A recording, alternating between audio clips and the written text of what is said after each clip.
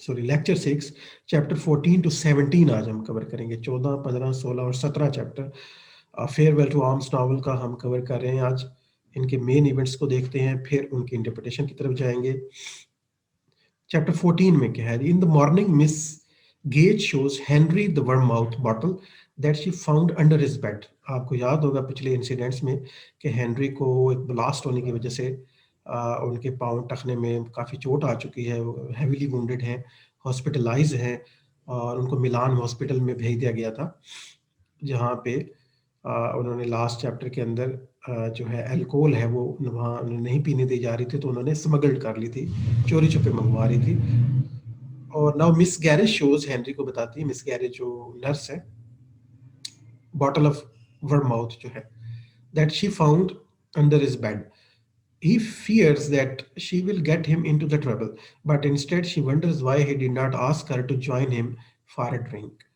तो कोई ट्रबल नहीं बना इससे, क्योंकि मिस गैरेज गेज जो हैं उन्होंने उल्टा कहा कि आप मुझे बताते तो हम मिल के इसको एंजॉय करते। She reports that Miss Berkeley has come to work at the hospital and that she does not like her. और अगली जो good news as far as Henry के लिए है तो वो ये है कि मिस बर्कली जो है वो यहाँ पे आ चुकी हैं, और ये मिस गेज उन्हें बताती हैं और ये भी बताती हैं कि मुझे बिल्कुल वो अच्छी नहीं लगी। Henry assures her that she will. At Henry's request, a barber arrives to shave him. तो हेनरी चाहता है कि वो शेप बना ले, ज़रा एक बेहतर शक्ल सूरत के साथ सामना करे मिस बर्कली का। The man treats Henry very rudely. तो इस चैप्टर में हम आगे पढ़ के क्या आप देखते हैं कि वो इनके और उसके मैनर्स में काफ़ी डिफरेंस होता है, वो काफ़ी रूडली ट्रीट करता है हेनरी को। And the porter later explains that he had mistaken Henry for an Austrian soldier and was close to cutting his throat. तो उसका कोई बैड एक्सपीरियंस है ऑलरेडी, हेनरी की कोई शक्ल सूरत मिलती है ऑस्ट्रियन सोल्जर के साथ, तो बार बार समझ रहा था कि ये शायद वही है, और उसके साथ उसके कोई अच्छे टर्म्स नहीं थे। The misunderstanding causes the porter much amusement. और इस चीज़ को जो पोर्टर है वो एंजॉय करता है, उस मिसअंडरस्टैंडिंग को और उनके दरमियान होने वाली जो मिसकम्युनिकेशन है। After the barber and the porter leave, Catherine enters and Henry realizes that he is in love with her. और कैथरीन आती है तो वो उसे रियलाइज करता है कि लव गेम जो एक प्ले कर रहा था वो एक फील्ड बिहेवियर था, एक प्रिटेंडिंग जो सिचुएशन थी, उससे उसे फील होता है कि शायद may be he is now falling in love. He pools her onto the bed with him and they make love for the first time. ये हमारा इसके साथ ही चैप्टर 14 खत्म होता है, और जिन्होंने नहीं पढ़ा वो इसका टेक्स्ट पढ़ सकते हैं, ये उसके मेन इवेंट्स थे। Chapter 15 Henry meets a thin little doctor who removes some of the shrapnel from his leg. Shrapnel mean the remaining part of the shell जो है, वो जो बॉम्ब के जो शेल होते हैं उनके अंदर काफ़ी वो मटेरियल उन्होंने डाला होता है, स्प्रिंग, कोई कील, कोई इस तरह की चीज़ें, जो फटता है तो फिर लोगों की बॉडीज़ के अंदर वो चले जाते हैं। तो but whose fragile delicacy is soon exhausted by the task। और हम यहाँ पे इस चैप्टर में देखते हैं कि उस डॉक्टर जो है वो ट्रीट करते हैं हेनरी को थोड़ा सा। The doctor sends Henry for an x ray, और देखना चाहते हैं और अंदर कोई प्रॉब्लम तो नहीं है उसकी टांग के अंदर। Later 3 doctors arrive to consult on the case. और फिर 3 डॉक्टर जो हैं वो मशवरा करते हैं कि क्या करना चाहिए इस मामले में ऑपरेशन कर देना चाहिए इसकी टांग का कि नहीं, अंदर कोई और मटेरियल है। They agree that Henry should wait 6 months। वो समझते हैं कि हेनरी को तकरीबन 6 महीने इंतजार करना चाहिए बिफोर हैविंग एन ऑपरेशन। और ये बात देखते हैं हेनरी के लिए काबिल कबूल है कि नहीं, but Henry jokes that he would rather have them amputated the leg. Henry उनके साथ मजाक करता है कि इससे तो बेहतर है कि आप मेरी टांग ही काट दें। एम्पुटेट का मतलब होता है कट कर देना, कोई जो इंपॉर्टेंट पार्ट ऑफ बॉडी होता है। As he cannot stand the thought of spending so long in the bed, he asks for another opinion। तो वो ज़ाहिर नहीं चाहता कि बेड में 6 महीने पड़ा रहे, उसके बाद उसका ऑपरेशन हो, फिर अगले 1-2 महीने पोस्ट ऑपरेशन जो है वो सूरत हाल में पड़ा रहे। तो वो चाहता है कि किसी और डॉक्टर से मुझे मशवरा करवाया जाए। 2 hours later डॉक्टर वेलेंटिनी अराइव्स, एक और डॉक्टर आते हैं वेलेंटिनी, और इनके नाम जो है वो इस तरह से इसलिए हैं कि ये इटालियन है, मिलान के अंदर ये हॉस्पिटल है। And Valentini is cheerful, energetic and competent. तो बड़ा ये खुश मिजाज सा एक इंसान है, और एनर्जेटिक है, और काफ़ी काबिल डॉक्टर है। He has a drink with Henry and agrees to perform the necessary operation in the morning. तो वो ना सिर्फ हेनरी के साथ उसका मिजाज मिलता है, बल्कि दोनों मिलकर ड्रिंक भी करते हैं, और वो एग्री हो जाता है कि बिल्कुल हमें ऑपरेशन कर देना चाहिए without any delay.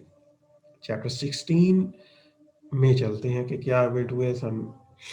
Catherine spends the night in Henry's room. They lie in the bed together, watching the night through the windows and searchlight sweep across the ceiling. Henry worries that they will be discovered, but Catherine assures him that everyone is asleep and they are safe. Henry को यहाँ थोड़ा सा फिक्र है कि शायद कोई हमें देख लेगा तो हमारे लिए प्रॉब्लम क्रिएट हो जाएगी ये दोनों के लिए। इन the morning Henry fancies going to the park to have breakfast while Catherine prepares him for his operation. अब सुबह उसका ऑपरेशन है, वो तैयारी कर रहा है, और वो तस्वर भी करता है कि काश वो पार्क में जाता, खूबसूरत माहौल में ब्रेकफास्ट करता, अगर वो ठीक होता तो किस तरह इस जख्म ने उसे एक बेड पे बांध दिया है। He urges her to come back to bed. She refuses and tells him that he probably will not want her later that night when he returns from surgery, groggy with an anesthetic.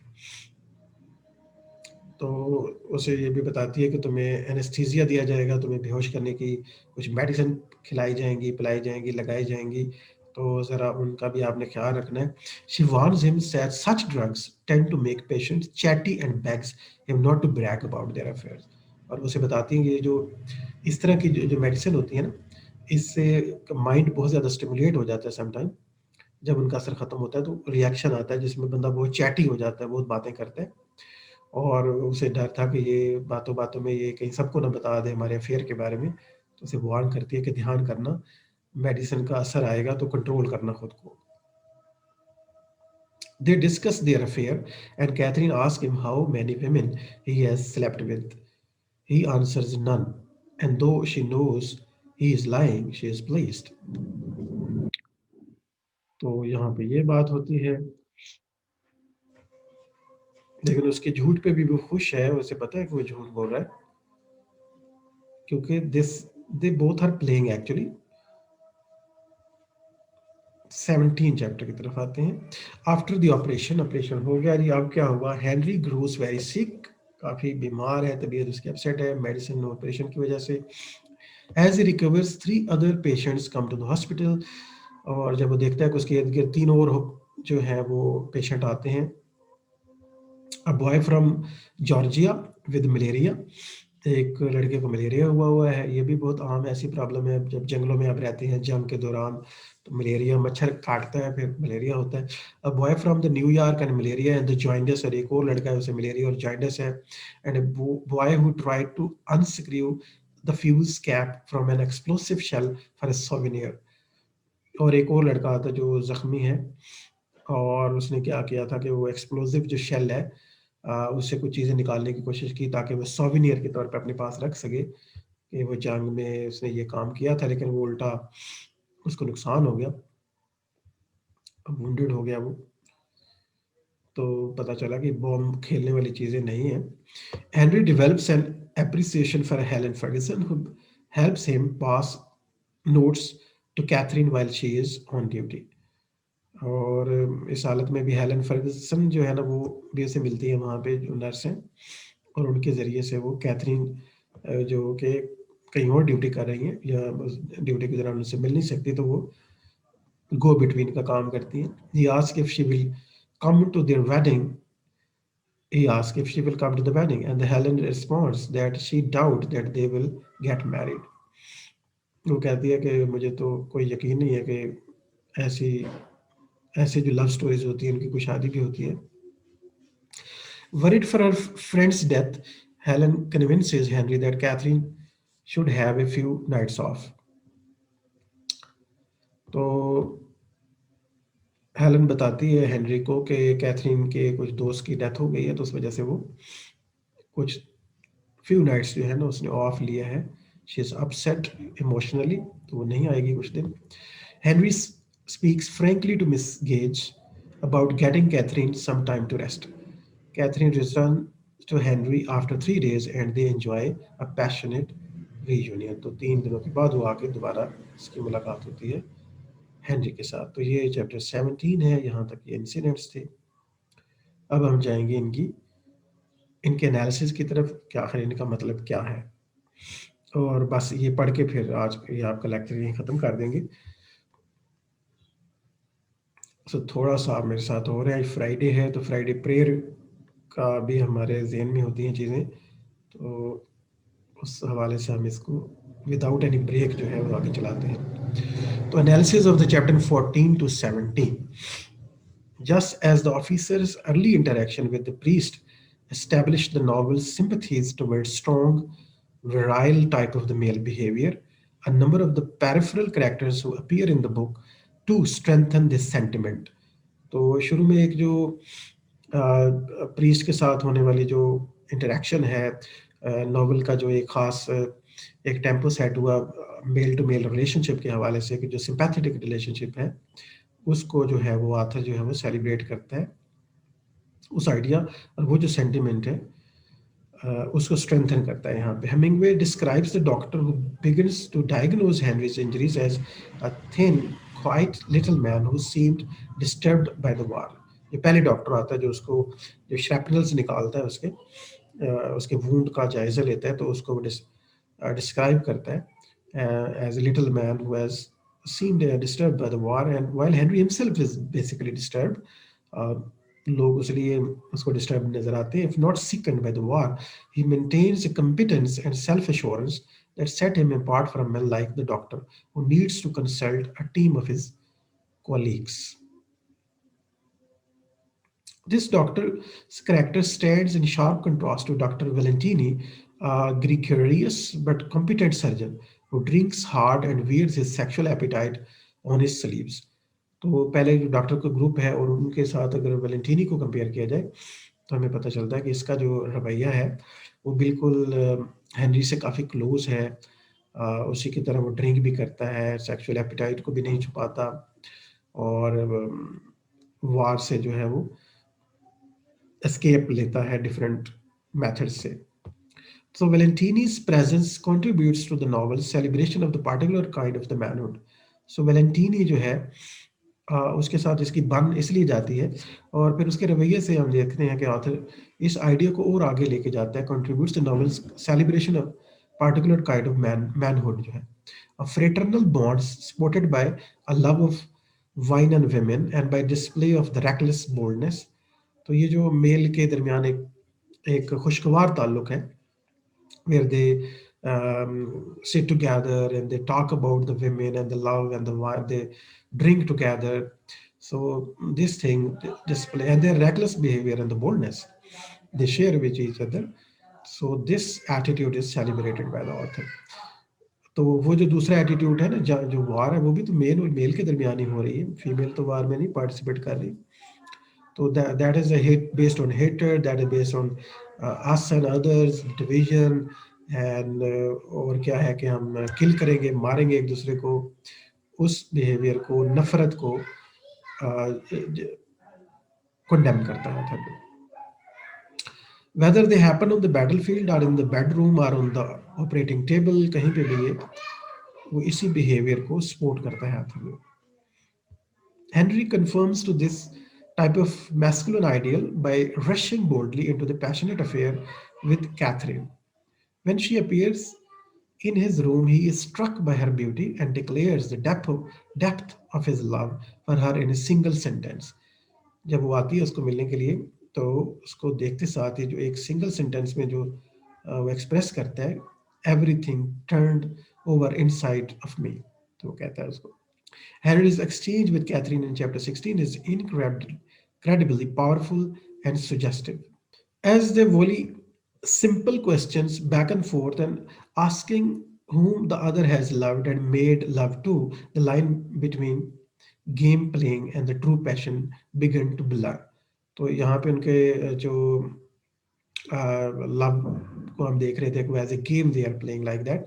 तो यहाँ पे passion और game का जो है line है वो ऐसा ऐसा हम देखते हैं कि ब्लर हो रही है, और कहीं कहीं हमें लगता है कि वो इन्वॉल्व हो गए हैं और कभी हमें लगता है कि नहीं वो पीछे चले गए हैं। That is only प्रीटेंस। In between the lovers' terse, deceptive, simple lines of the dialogue, Hemingway managed to point the way towards reserves of untapped feeling.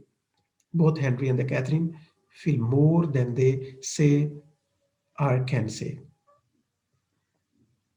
So grief, fear, and the profound desire to be protected from a hostile world are among the forces that bring them together. तो ये वो खौफ है, ये दुख है, वो तकलीफें हैं जो आउटसाइड वर्ल्ड में एक humans are killing each other. तो ये सारी फोर्सेस हैं मिलके जो उनको एक दूसरे के करीब करती हैं। But these confessions are beyond them, rather they speak in strikingly non romantic terms. और अगर उनकी आपस की बात देखें तो या ये देखें, you have such a lovely temperature, you have got a lovely everything. Oh no, you have the lovely temperature. I am awful proud of your temperature.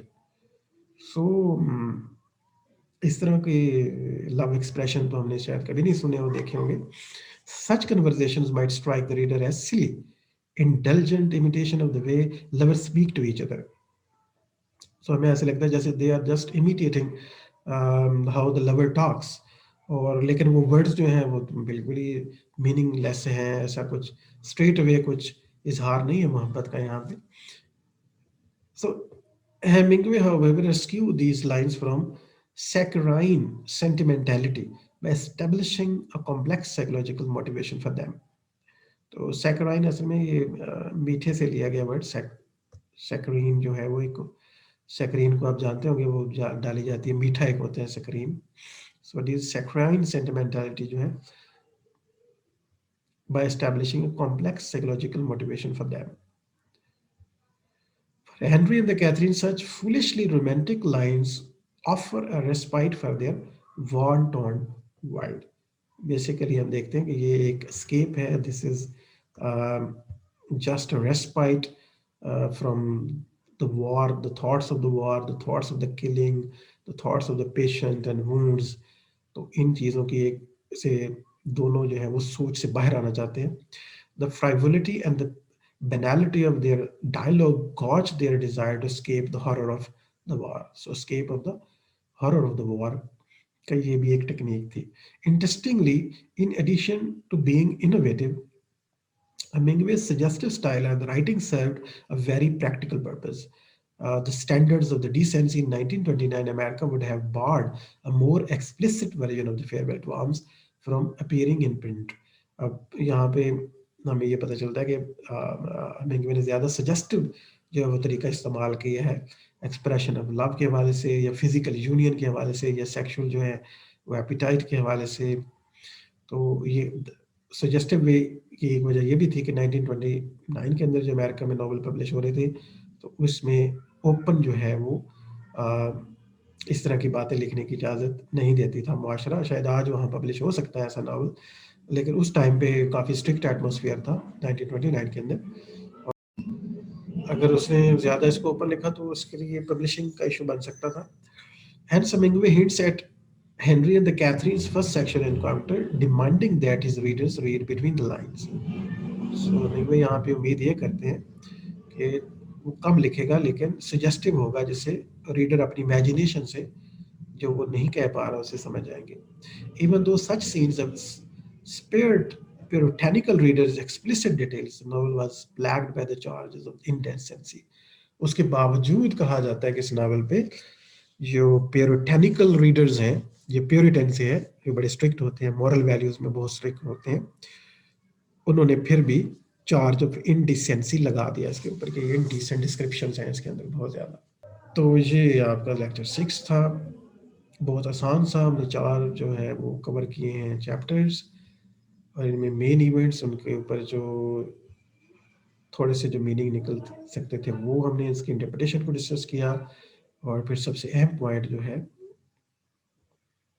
वो आपका असाइनमेंट की फॉर्म में भी मौजूद है। वो है what kind of masculinity the novel Farewell to Arms celebrates and what kind of the manliness is condemned by the text. इस पे आपने लिखना है, ये चैप्टर लेक्चर 6 आपकी इसमें हेल्प करेगा।